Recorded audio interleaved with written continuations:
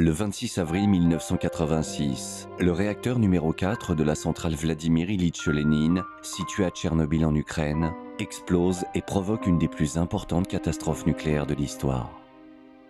La veille de l'accident, les opérateurs commencent un essai technique par une procédure de réduction de puissance du réacteur.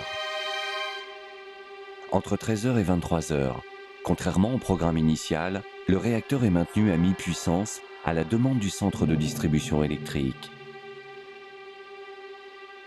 Vers 23h, la réduction de puissance reprend, mais l'état du réacteur est alors inapproprié à la réalisation de l'essai. Pressés de rattraper le retard du programme, les opérateurs décident de le réaliser malgré tout. L'essai démarre.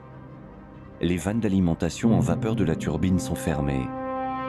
La température monte dans le cœur du réacteur et provoque une augmentation de la réactivité. Le réacteur se met à diverger de manière incontrôlable. À 1h23 40 secondes, le chef opérateur ordonne l'arrêt d'urgence. La totalité des barres de commande qui permettent de réguler la puissance du réacteur commence à descendre dans le cœur, mais n'ont pas le temps d'arrêter la réaction en chaîne. À 1h23 44 secondes, c'est l'explosion. La déflagration soulève la dalle supérieure du réacteur d'un poids de 2000 tonnes. Le cœur est à l'air libre. Le graphite prend feu. Plusieurs foyers s'allument. Les pompiers parviennent à éteindre le feu, mais il reprend.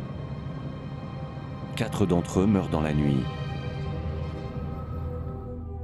Dès le matin de ce 26 avril 1986, une gerbe de 1200 mètres de hauteur s'élève au-dessus du réacteur accidenté. Les particules radioactives produites par le cœur en fusion sont projetées dans l'atmosphère. Les débris du réacteur sont pulvérisés sur l'ensemble du site. Il faudra des mois avant que l'on ait mesuré l'ampleur des territoires contaminés.